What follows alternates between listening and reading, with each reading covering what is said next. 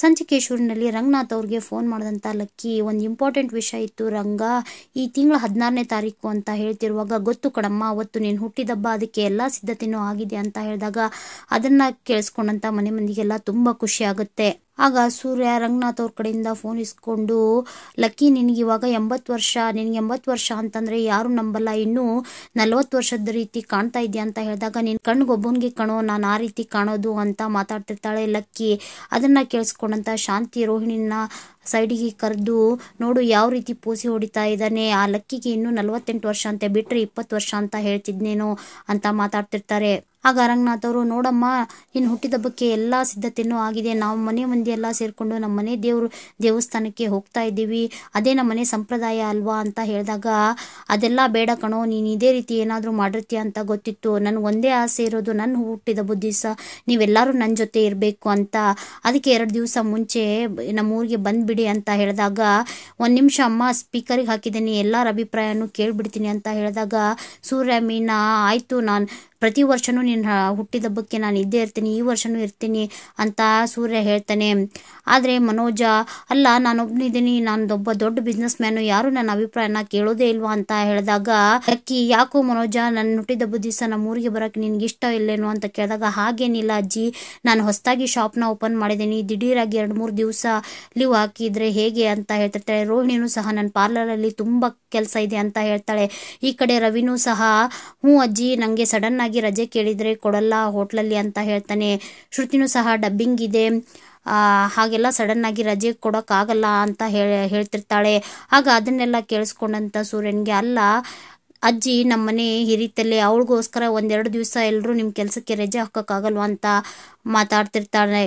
ಎಲ್ಲರೂ ತಮ್ಮ ಅಭಿಪ್ರಾಯನ ಹೇಳ್ತಾರೆ. ಆಗ ರಂಗನಾಥ್ ಅವರು, ಏನೋ ನಮ್ಮಮ್ಮ ಆಸೆ ಪಡ್ತಿದ್ದಾರೆ, ನೀವು ನೋಡಿದ್ರೆ ಎಲ್ಲರೂ ಒಂದೊಂದು ಥರ ಹೇಳ್ತಿದ್ದೀರಲ್ಲ, ಏನು ಮಾಡೋದು ಅಂತ ಕೇಳಿದಾಗ, ಸೋಫಾದಿಂದ ಎದ್ದು ಬಂದಂಥ ಶಾಂತಿ, ಎಲ್ರಿಗೂ ಅವ್ರವ್ರದ್ದೇ ಆದ ಕೆಲಸ ಇರುತ್ತೆ, ಏನು ಮಾಡೋಕ್ಕಾಗಲ್ಲ ಅಂತ ಹೇಳ್ತಿರ್ತಾಳೆ. ಆಗ ಮೀನಾ, ಅಜ್ಜಿ ನಾನು ಮಾತಾಡ್ತಿರೋದು, ಒಂದು ಕೆಲಸ ಮಾಡಿ, ನೀವೇ ಇಲ್ಲಿಗೆ ಬಂದ್ಬಿಡಿ, ಎಲ್ಲರೂ ಸೇರಿಕೊಂಡು ನಿಮ್ಮ ಹುಟ್ಟಿದಬ್ಬನ ಇಲ್ಲೇ ಗ್ರ್ಯಾಂಡಾಗಿ ಆಚರಿಸೋಣ ಅಂತ ಹೇಳಿದಾಗ, ಎಲ್ರಿಗೂ ಆ ಐಡಿಯಾ ಇಷ್ಟ ಆಗುತ್ತೆ, ಎಲ್ಲರೂ ಖುಷಿ ಪಡ್ತಾ ಇರ್ತಾರೆ.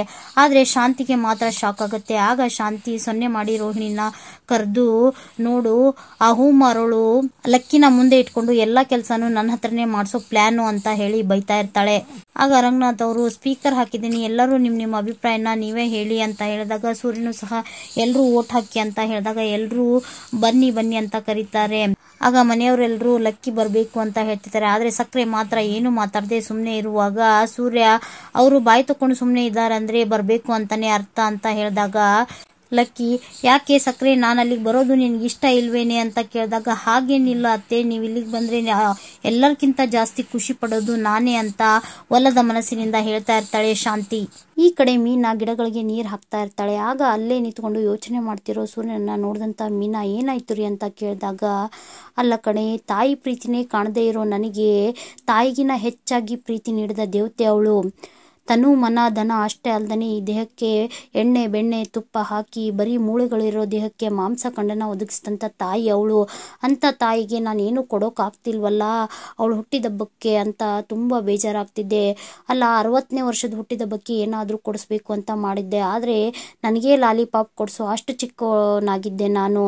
ಆದರೆ ಈಗ ಏನಾದರೂ ಕೊಡಿಸ್ಬೇಕು ಅಂತಂದರೆ ನನ್ನ ಕೈಯಲ್ಲಿ 1 ರೂಪಾಯಿನೂ ಇಲ್ಲ, ಏನು ಮಾಡಬೇಕು ಅಂತಲೇ ಗೊತ್ತಾಗ್ತಿಲ್ಲ ಕಣೆ ಅಂತ ಹೇಳಿದಾಗ, ಹೌದು ರೀ, ನಾನು ಈ ಮನೆಗೆ ಹೊಸದಾಗಿ ಬಂದಾಗ ಈ ಮನೆಯಲ್ಲಿ ನೀನು ಬದುಕ್ತೀಯ ಅಂತ ನನಗೆ ಭರವಸೆ ನೀಡಿದ್ದೆ ಅಜ್ಜಿ.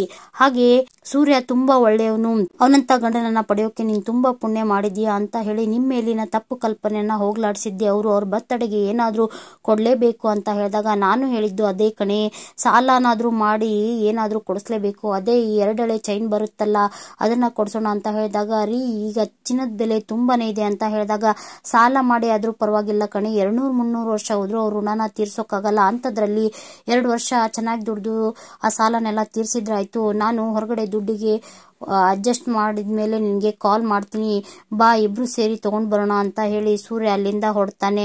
ಈ ಕಡೆ ಸೂರ್ಯ ದುಡ್ಡಿಗೋಸ್ಕರ ತನಗೆ ಗೊತ್ತಿರೋ ಮೊಬೈಲ್ ಅಂಗಡಿ ಓನರ್ ಹತ್ರ ಬಂದು, ಸರ್ ದುಡ್ಡು ಹೇಳಿದ್ನಲ್ಲ ಅಂತ ಹೇಳಿದಾಗ, ಎಷ್ಟು ಬೇಕಿತ್ತಪ್ಪ ಅಂತ ಕೇಳ್ತಾರೆ. 2 ಲಕ್ಷ ಸರ್. 2 ಲಕ್ಷನ? ಅಷ್ಟೊಂದು ದುಡ್ಡ? ಚಿನ್ನಗಿನ್ನ ಏನಾದ್ರು ಇಟ್ಟಿದ್ದೇನಪ್ಪ ಅಂತ ಕೇಳಿದಾಗ, ಇಲ್ಲ ಸರ್, ಚಿನ್ನ ತಗೊಳೋಕೆ ನಿಮ್ಗೆ ದುಡ್ಡು ಕೇಳಕ್ ಬಂದಿರೋ ಅಂತ ಹೇಳಿದಾಗ, ಅಷ್ಟೊಂದು ದುಡ್ಡನ್ನ ಹಾಗೆಲ್ಲ ಕೊಡೋಕ್ಕಾಗಲ್ಲಪ್ಪ, ಮತ್ತೆ ನೋಡೋಣ ಅಂತ ಹೇಳ್ತಾರೆ. ಹಾಗೆ ಸೂರ್ಯ ತನಗೆ ಗೊತ್ತಿರೋ ಪೇಂಟಿನ ಅಂಗಡಿ, ಬಟ್ಟೆ ಅಂಗಡಿ ಎಲ್ಲರ ಹತ್ರನು ವಿಚಾರಿಸ್ತಾನೆ. ಆದ್ರೆ ಅವನಿಗೆಲ್ಲೂ ದುಡ್ಡು ಹುಟ್ಟೋದೇ ಇಲ್ಲ. ಈ ಕಡೆ ಬೇಜಾರಿಂದ ಮನೆಗೆ ಬರ್ತಾನೆ ಸೂರ್ಯ. ಆಗ ಮೀನಾ ಅಡಿಗೆ ಮನೆಯಲ್ಲಿ ಏನೋ ಮಾಡ್ತಿರ್ತಾಳೆ. ಯಾಕ್ರಿ ಹೋದ್ ಕೆಲಸ ಏನಾಯ್ತು ಅಂತ ಕೇಳಿದಾಗ ಎಲ್ಲೂ ದುಡ್ಡು ಅಡ್ಜಸ್ಟ್ ಆಗ್ಲೇ ಇಲ್ಲ ಕಣೆ ಅಂತ ಹೇಳಿ ಬೇಜಾರ್ ಮಾಡ್ಕೊಂಡಿರ್ತಾನೆ. ಆಗ ಮೀನಾ, ರೀ ಯಾಕ್ರಿ ಆ ವಿಷಯಕ್ಕೆಲ್ಲ ಬೇಜಾರ್ ಮಾಡ್ಕೊಂತೀರಾ, ನನ್ನ ಹತ್ರ ಒಂದು ಐಡಿಯಾ ಇದೆ ಹೇಳ ಅಂತ ಹೇಳಿದಾಗ, ರೀ ಲಕ್ಕಿ ನನಗೋಸ್ಕರ ನಮ್ಮ ಮದುವೆಯಲ್ಲಿ ಒಂದಿಷ್ಟು ಒಡವೆ ಕೊಟ್ಟಿದ್ರಲ್ಲ, ಅದು ಅತ್ತೆ ಹತ್ರ ಇದೆ, ಅದನ್ನ ಕೇಳಿ ಒಡವೆ ತಗೊಂಬಂದ್ರೆ ಹೇಗಿರುತ್ತೆ ಅಂತ ಹೇಳಿದಾಗ, ಅಲ್ಲ ಕಣೆ, ನಾಚಿಕೆ ಮಾನ ಮರ್ಯಾದೆ ಇಲ್ದನೆ ಸಕ್ಕರೆ ಹತ್ರ ಹೋಗಿ ಕೇಳಿದ್ರೆ ಅವ್ರು ಸುಮ್ನೆ ಬಿಡ್ತಾರಾ, ಬೇಡ ಅಂತ ಕೊಟ್ಟಿದ್ದೀರಾ ಮತ್ತೆ ಕೇಳ್ತಿದ್ದೀರಾ ಅಂತ ಕೇಳಲ್ವಾ ಅಂತ ಹೇಳಿದಾಗ, ಅಲ್ಲ ರೀ ನಾವೇ ನಮಗೋಸ್ಕರ ಕೇಳ್ತಿಲ್ವಲ್ಲ, ಲಕ್ಕಿ ಕೊಟ್ಟಿರೋ ಒಡವೆಗಳನ್ನ ಲಕ್ಕಿಗೋಸ್ಕರನೇ ಕೇಳ್ತಾ ಇದ್ವಿ, ಕೇಳಿದ್ರೆ ತಪ್ಪೇನು, ಆದ್ರೆ ನಾವು ಈ ವಿಷಯನ ಮಾವನ ಹತ್ರ ಮಾತಾಡೋಣ ಅಂತ ಹೇಳಿದಾಗ, ನೀನ್ ಹೇಳ್ತಿರೋದು ಐಡಿಯಾ ಒಳ್ಳೇದಿದೆ, ಆಯ್ತು ಮಾತಾಡೋಣ ಅಂತ ಹೇಳ್ತಾರೆ ಸೂರ್ಯ. ಈ ಕಡೆ ರಂಗನಾಥ್ ಅವರು ಬುಕ್ ಓದ್ತಾ ಕೂತಿರ್ತಾರೆ. ಆಗ ಅಲ್ಲಿಗೆ ಬಂದ ಸೂರ್ಯ ಮೀನಾ ಮಾತಾಡೋಕೆ ಯೋಚನೆ ಮಾಡ್ತಾ ಇರ್ತಾರೆ. ಅವ್ರನ್ನ ನೋಡ್ದಂತ ರಂಗನಾಥ್ ಅವರು, ಯಾಕಪ್ಪ ಏನಾಯ್ತು, ಏನ್ ವಿಷಯ ಅಂತ ಕೇಳಿದಾಗ, ಮೀನಾ ಏನೋ ಮಾತಾಡ್ಬೇಕಿತ್ತಂತೆ ಅಪ್ಪ ಅಂತ ಹೇಳ್ತಾರೆ. ನನ್ ಮಗಳು ನನ್ನ ಹತ್ರ ಮಾತಾಡೋಕೆ ನಿನ್ನ ಶಿಫಾರಸ್ಸ, ಏನಮ್ಮ ಏನಾಗ್ಬೇಕಿತ್ತು ಅಂತ ಕೇಳಿದಾಗ, ಅದು ಮಾವ, ಲಕ್ಕಿ ನಮ್ಮ ಮದ್ವೆಯಲ್ಲಿ ನಮಗೋಸ್ಕರ ಒಂದಿಷ್ಟು ಒಡವೆ ಕೊಟ್ಟಿದ್ರು, ಅದು ಅತ್ತೆ ಹತ್ರ ಇದ್ದು, ಈಗ ಸ್ವಲ್ಪ ಅದರ ಅವಶ್ಯಕತೆ ಇತ್ತು, ಬೇಕಾಗಿತ್ತು ಅಂತ ಮಾತಾಡ್ತಿರುವಾಗ ಅಲ್ಲಿಗೆ ಬಂದ ಮನೋಜ ಅಲ್ಲೇ ಮರೆಯಲ್ಲಿ ನಿಂತು ಅವ್ರ ಮಾತನ್ನ ಕೇಳಿಸ್ಕೊಳ್ತಾ ಇರ್ತಾನೆ. ನಿಮ್ಮ ಒಡವೆನ ನೀವು ತಗೊಳಕ್ಕೆ ಯಾಕಮ್ಮ ಇಷ್ಟೊಂದು ಭಯ ಪಡ್ತಿದ್ದೀರಾ, ಶಾಂತಿ ಕಸ್ತೂರಿ ಮನೆಗೆ ಹೋಗಿದ್ದಾಳೆ, ಅವಳು ಬಂದ ತಕ್ಷಣ ನಾನೇ ಇಸ್ಕೊಡ್ತೀನಿ ಅಂತ ಹೇಳಿದಾಗ, ಇದನ್ನೆಲ್ಲ ಮರೆಯಲ್ಲಿ ನಿಂತ್ಕೊಂಡು ಕೇಳಿಸ್ಕೊಂಡ ಮನೋಜನಿಗೆ ಭಯ ಶುರುವಾಗುತ್ತೆ. ಏನಪ್ಪ ಕರ್ಮ ರಿಟರ್ನ್ಸ್ ಅಂತಾರೆ, ಅದು ಇಷ್ಟು ಬೇಗ ಬರುತ್ತೆ ಅಂತ ಗೊತ್ತಿರ್ಲಿಲ್ಲ, ಬೀದಿಲಿ ಇತ್ತು ಅಂತ ಕಾಣಿಸುತ್ತೆ, ಮುಗೀತು ನನ್ನ ಕತೆ ಅಂತ ಮನಸ್ಸಲ್ಲೇ ಮಾತಾಡ್ಕೋತಾ ಮನೋಜ ಅಲ್ಲಿಂದ ಹೊರಡ್ತಾನೆ. ಕಸ್ತೂರಿ ಮನೆಗೆ ಬಂದ ಶಾಂತಿ, ಮನೋಜ ಮೋಸ ಹೋಗಿದ್ದು ಹಾಗೆ ದುಡ್ಡಿಗೋಸ್ಕರ ಮೀನಾ ತಾಳಿ ಚೈನು ಹಾಗೆ ಲಕ್ಕಿ ಕೊಟ್ಟ ಒಡವೆನ ಅಡ ಇಡೋಕೆ ಕೊಟ್ಟಿದ್ದನ್ನ ಎಲ್ಲ ಕಸ್ತೂರಿ ಮುಂದೆ ಹೇಳ್ತಾ ಇರ್ತಾಳೆ. ಆಗ ಕಸ್ತೂರಿ, ಅಲ್ಲ ಕಣೆ, ನಿನ್ ಮಗ ಯೂನಿವರ್ಸಿಟಿಯಲ್ಲಿ ಓದಿ ಪಾಸ್ ಮಾಡಿ ಡಿಗ್ರಿ ತಗೊಂಡು ಅಥವಾ ಯಾರಾದ್ರೂ ಅವನಿಗೆ ಡಿಗ್ರಿ ಕೊಟ್ರೋ ಅನ್ನೋದೇ ಗೊತ್ತಾಗ್ತಿಲ್ಲ ಅಂತ ಹೇಳಿದಾಗ ಶಾಂತಿಗೆ ಕೋಪ ಬರುತ್ತೆ. ಅಲ್ಲ ಕಣೆ, ಓದ್ದೋರ್ಗೆ ಒಂದ್ ದಾರಿ ಆದ್ರೆ ಓದ್ದೇ ಇರೋರ್ಗೆ 100 ದಾರಿ, ಪಾಪ ನನ್ ಮನೋಜ ತುಂಬಾ ಒಳ್ಳೆಯವನು, ಅಂತವನ್ಗೆ ಮೋಸ ಮಾಡ್ಬಿಡ್ತಾರೆ, ಅವನ್ ಒಳ್ಳೆತನನ ಉಪಯೋಗಿಸ್ಕೊಂಡು ಅವನ್ಗೆ ಮೋಸ ಮಾಡ್ತಿರ್ತಾರೆ ಅಂತ ಹೇಳ್ತಿರುವಾಗ ಕಸ್ತೂರಿ, ಅಲ್ಲ ಕಣೆ, ಈಗ್ಲೂ ನಿನ್ ಮಗನ್ನ ವಹಿಸ್ಕೊಂಡೇ ಮಾತಾಡ್ತೀಯಲ್ಲ ಅಂತ ಹೇಳಿದಾಗ, ಯಾಕೆ ಹೆತ್ತಿಲ್ವಾ ಅವನ್ನ, 9 ತಿಂಗಳು ಹೆತ್ತು ಹೊತ್ತು ಸಾಕಿಲ್ವಾ, ಹಾಗೆ ಮೀನಾಳ್ ಒಳ್ಳೆತನನೇ ನಿನ್ನ ಕಾಪಾಡ್ತಿರೋದು, ಈಗ್ಲೂ ಅವಳು ಒಡವೆನೆ ನಿನ್ನ ಕಾಪಾಡ್ತಿರೋದು ಅಂತ ಹೇಳ್ತಿರುವಾಗ, ಹಾ ಬಂದ್ಬಿಡು, ಪಾಪ ಅವಳೇನು ದುಡ್ದು ಕೂಲಿ ಮಾಡಿ ತಂದಿರೋದಲ್ಲ, ಇದೆಲ್ಲ ಲಕ್ಕಮ್ಮ ಕೊಟ್ಟಿರೋದು ಮದ್ವೆಲಿ, ಅದರಲ್ಲಿ ಶಪಥ ಬೇರೆ, ಈ ಮನೆ ಒಡವೆನ ಯಾವುದು ಮುಟ್ಟಲ್ಲ, ನನ್ ಗಂಡನೇ ದುಡ್ದು ಮಾಡ್ಸಿರೋ ಒಡವೆನ ಹಾಕೋತೀನಿ ಅಂತ ಶಪಥ ಬೇರೆ ಮಾಡ್ತಾಳೆ ಅಂತ ಹೇಳ್ತಿರುವಾಗ, ಟೈಮು ಎಲ್ಲಿ ಯಾವಾಗ ಹೇಗ್ ಬರುತ್ತಂತೆ ಹೇಳಕ್ ಆಗಲ್ಲ ಅಂತ ಹೇಳಿ ಕಸ್ತೂರಿ ಹೇಳ್ತಾ ಇರ್ತಾಳೆ.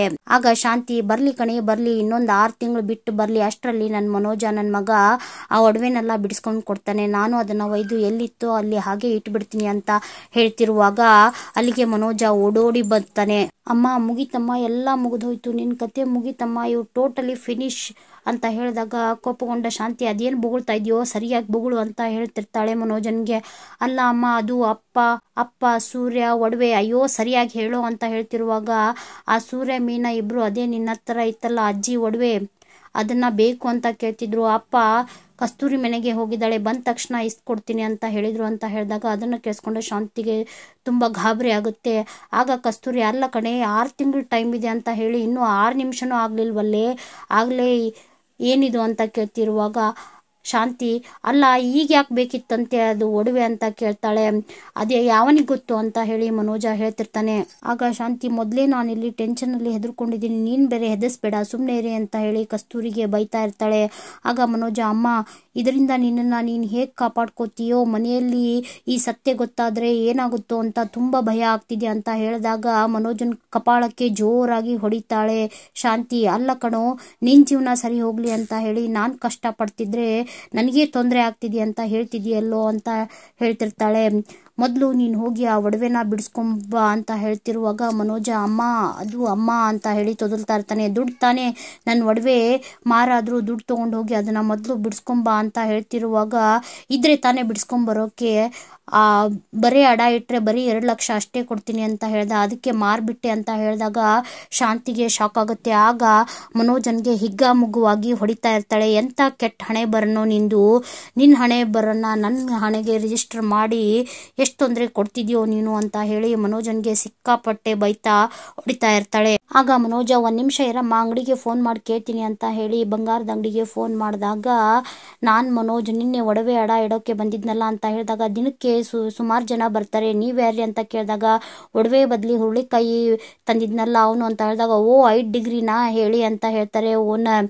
ಅಲ್ಲ, ನನಗೆ ನಿನ್ನೆ ಒಡವೆ ಇಟ್ಟಿದ್ನಲ್ಲ, ಆ ಒಡವೆ ಮತ್ತೆ ಬೇಕಾಗಿತ್ತು ಅಂತ ಹೇಳಿದಾಗ, ಅಡ ಇಟ್ಟಿದ್ದಾದ್ರೆ ಇರುತ್ತೆ, ನೀವು ಮಾರ್ಬಿಟ್ಟಿದ್ದೀರಲ್ಲ, ನಾವು ಅದನ್ನ ಕರಗಿಸಿ ಬಿಸ್ಕೆಟ್ ಮಾಡಿದ್ದೀವಿ ಅಂತ ಓನರ್ ಹೇಳಿದಾಗ, ನೀವ್ಯಾಕ್ರಿ ಬಿಸ್ಕೆಟ್ ಮಾಡಿದ್ರಿ, ಅದನ್ನ ಯಾರನ್ನ ಕೇಳಿ ಬಿಸ್ಕೆಟ್ ಮಾಡಿದ್ರಿ ಅಂತ ಹೇಳಿ ಮನೋಜ ಮಾತಾಡ್ತಿರ್ತಾನೆ. ಅದನ್ನ ಕೇಳಿಸ್ಕೊಂಡಂತ ಶಾಂತಿ ಹಾಗೂ ಕಸ್ತೂರಿಗೆ ಆಶ್ಚರ್ಯ ಆಗುತ್ತೆ.